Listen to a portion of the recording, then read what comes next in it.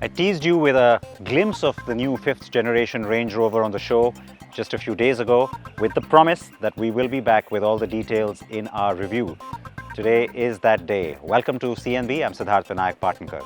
So with the new generation, the car has grown, and I don't just mean about size, it's more about the fact that there's so much more to it now in terms of not just the technology, but also the luxury. I mean, take a look at this SV version with this Corinthian bronze insert that you see running around it in the wheels. It's details like that that make the new car just a little bit special. Lots to talk about. Let's dive in. An icon is difficult to reimagine or replace, and very tough to improve on. Tough, but not impossible. In just over half a century, we've had 4 generations of the mighty Range Rover, a car that stands for many things, chief amongst them being capability and, of late, luxury. Now it's time to make way for the new 5th generation Range, and I am in California to drive it. A vast number of Range Rover drivers live and drive here, which is why we are in wine country just north of San Francisco. Lots of pressure on Land Rover design to get the look and the styling just right. Now that's true for any model, but when you talk about the flagship, well, that pressure kind of doubles, because remember, you're talking about a legion of faithful buyers, big fans of the brand, who don't really want you to mess it up. They don't really want you to also sometimes change anything. They love the existing car. So you got to balance expectations, both in terms of going new, progressive and modern, and also maintaining what is typically Range Rover. That's what you see on this car. The adaptive front lighting with bending light tech and maneuvering lights is a first for the Range Rover.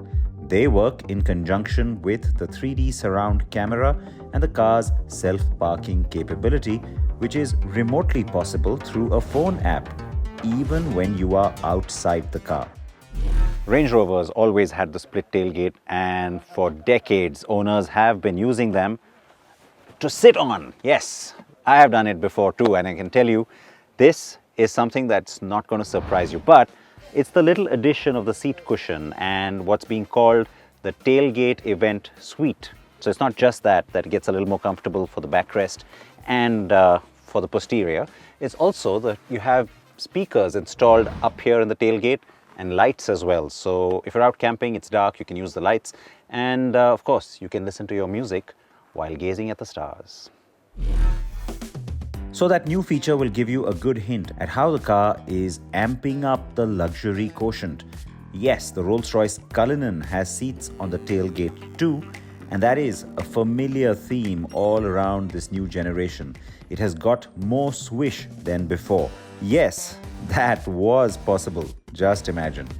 The car has power-assisted doors which help the user to open and shut them, and they also have the soft touch feature. In fact, they even have hazard detection, so they'll stop if they detect an obstruction.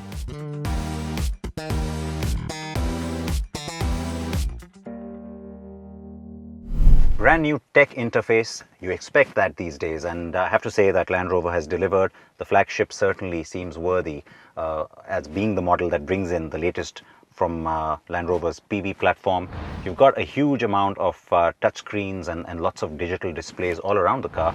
Here you get a 13.1-inch touchscreen, new graphics, completely new look, and you've got lots of functionality and features that you know and you expect, but there's also new stuff that's been added in, like Alexa, and lots of different music interfaces like the Spotify platform that's been built in.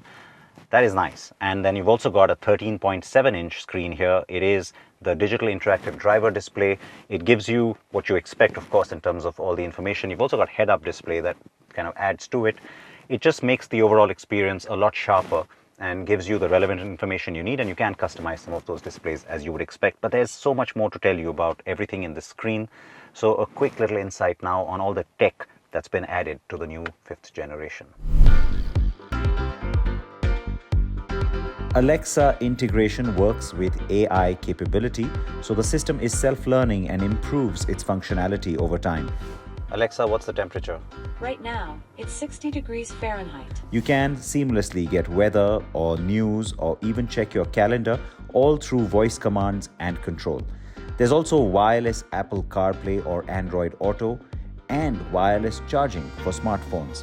The car's many chips that run various systems have an over-the-air update facility. We're talking about over 70 electronic modules that can keep updating and improving over the years. That 13-inch touchscreen has a floating look and uses curved glass for an added sophistication. It also has haptic feedback, which is great, so you don't have to look away from the road as much when accessing or pressing certain functions. The look and feel of the interface is matched in that 13.7-inch digital driver display or instrument cluster. Depending on the spec you get, there can be an 11.4-inch HD touchscreen fixed behind both front seats.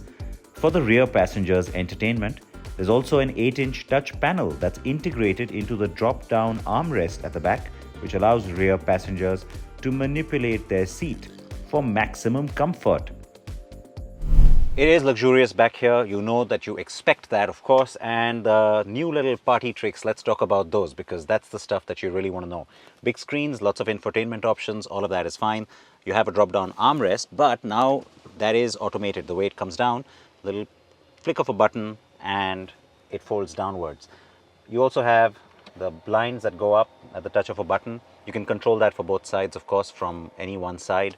And you've got a screen down here which lets you control all the functionality as well. The seats, the blinds, climate control, the lighting options, and then some. Look at this. There's a little cup holder here, as you'd expect in a drop-down armrest. But again, it's a little button that you press or touch on that touch screen, and then it starts to deploy.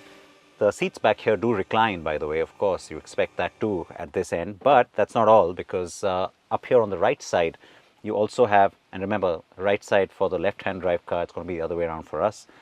On the seats, you have a little function. There is a seat away function where you press that, and what it does is it lets you quickly put the seat out, and you also can deploy the drop-down footrest. So gives you lots of leg room. You've seen that in cars like the S-Class, etc.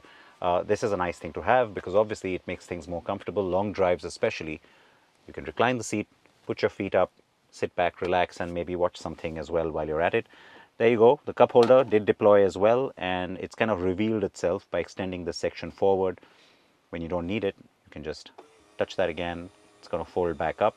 And it's nice to have this captain seat kind of feel, the two individual reclining seats and this big central console over here. But if you do want to have a third passenger, of course, you can put this right back up again.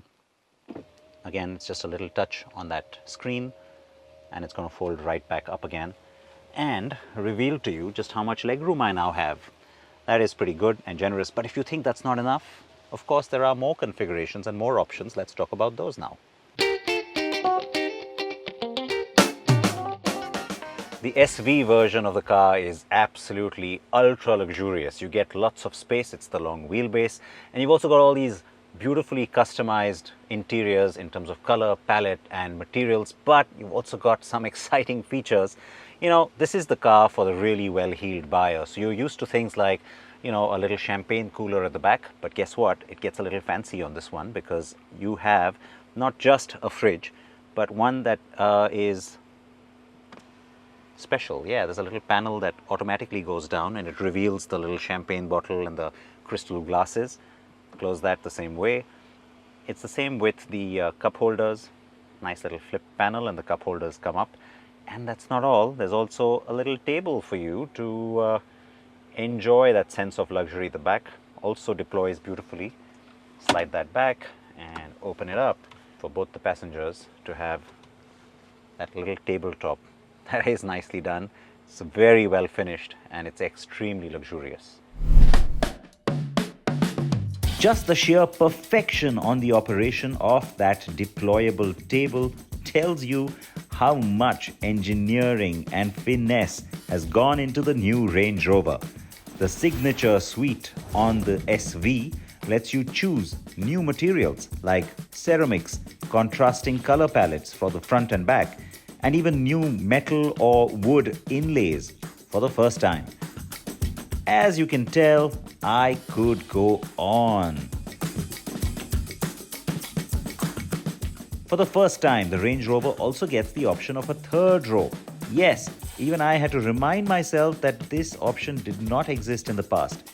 Getting in and out is quite easy thanks to an electrically folding second row seat. Space in the back is quite ample. Needless to say, the 3-row version is only on the longer wheelbase Range Rover.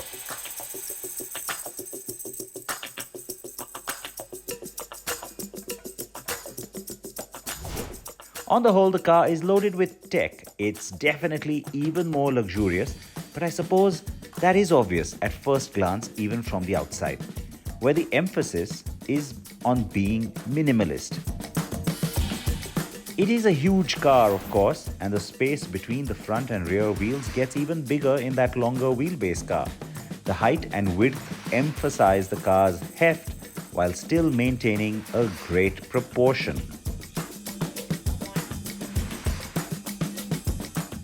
It's a really solid waistline. It gives the car a lot of definition and character, and also kind of tells you about its ample size. But the thing that really is going to be appreciated once again, the flush door handles, which deploy only when you lock or unlock the car, and that's a nice little feature. They also have the little button on there, so you don't have to use the key fob. As long as you have that in your pocket, touch the button and out they come.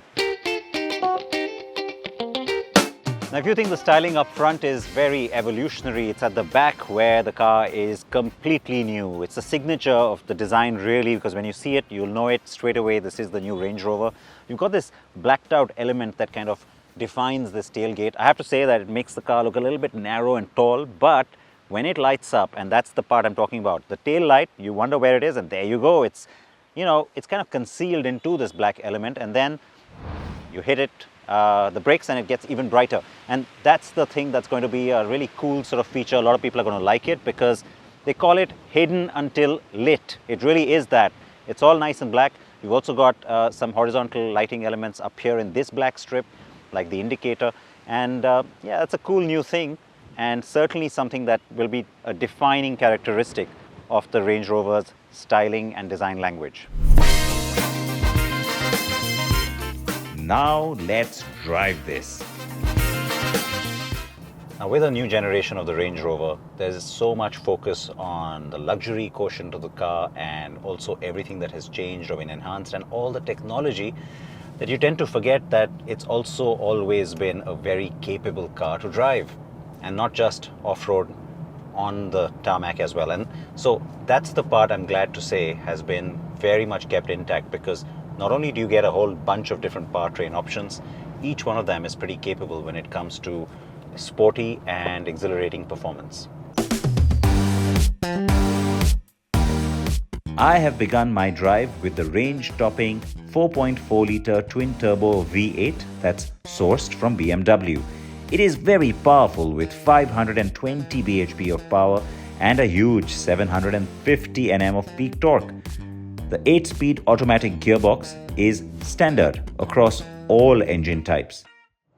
Now, you'd expect with the new generation of a Range Rover that you will get terrain response, you'll get the latest generation of it, and that does mean, of course, that the auto function is still very much intact.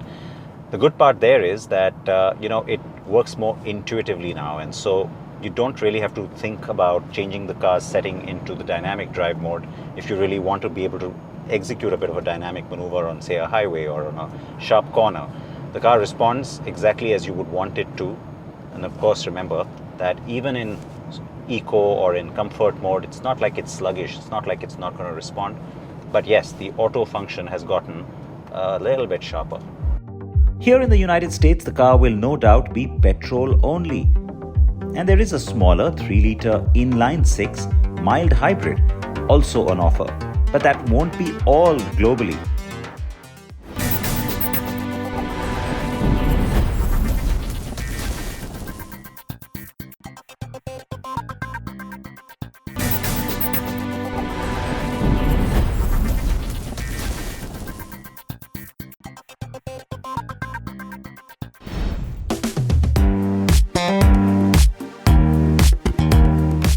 good news is you still have the diesel option. I mean, a lot of manufacturers today are sort of moving away from diesel completely, and being a flagship of the range, here it is good that you get diesel to begin with. The fact that it's also a fun diesel to drive, and now it also has the mild hybrid that's been married into it, just makes the overall experience a lot better. And remember that it's not going to stop here, because there's already a promise of a BEV or battery electric version of the Range Rover that will come by about 2024. I'm glad I'm getting to drive the diesel even though I'm in the US. The inline 6 diesel is being offered with 254, 294 and 343 bhp outputs. And India is getting the most powerful iteration. Expect the mild hybrids, both petrol and diesel, to make their way into other models from Land Rover.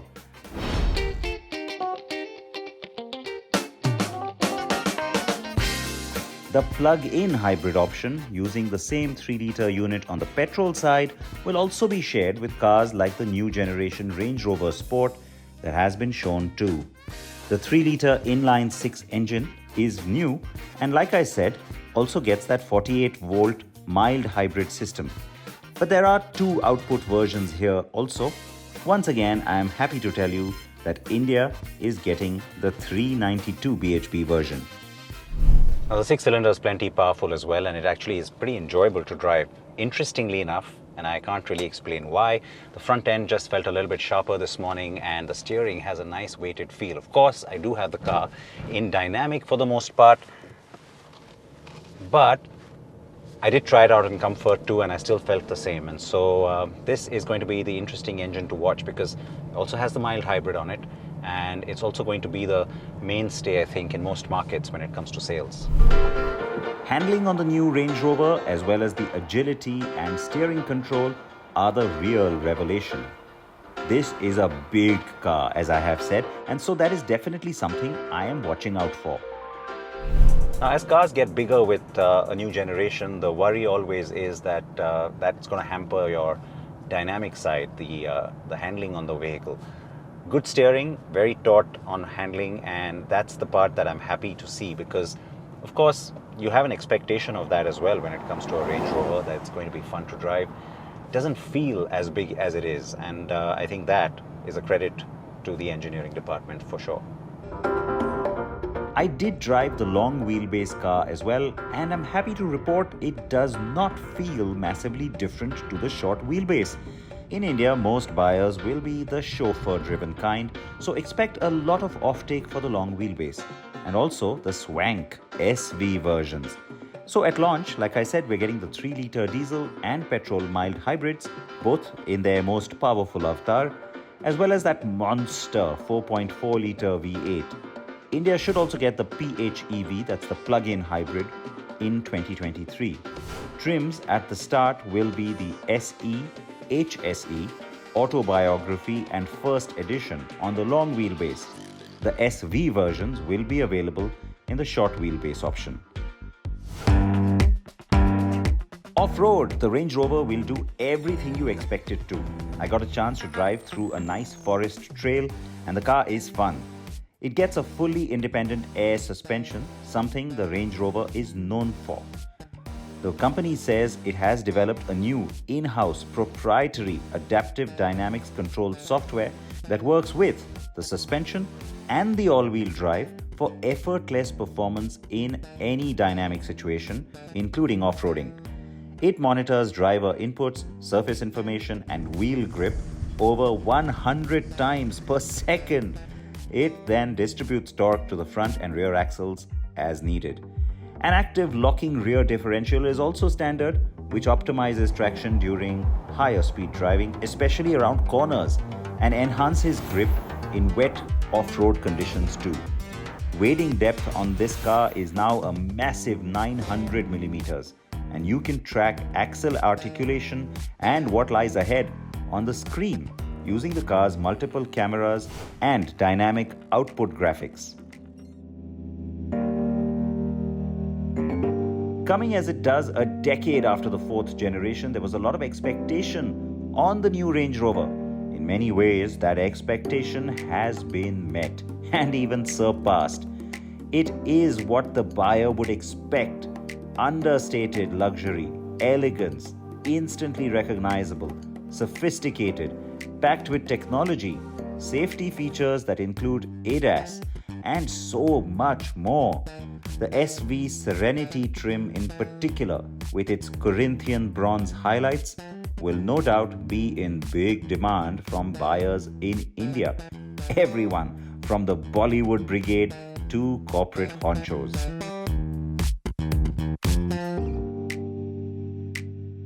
This is not a car for everyone, and even those who can afford it can then pamper themselves and get the car that truly meets their every need and is customized to their liking. In India, we'll get the car in July and pricing will be in the stratosphere, no doubt.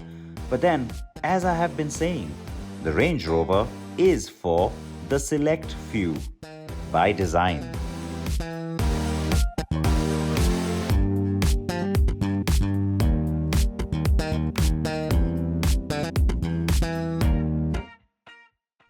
React to everything that you've seen on the program today. I hope you've enjoyed it. You can tell us what you'd like to see, and do remember to send us your feedback.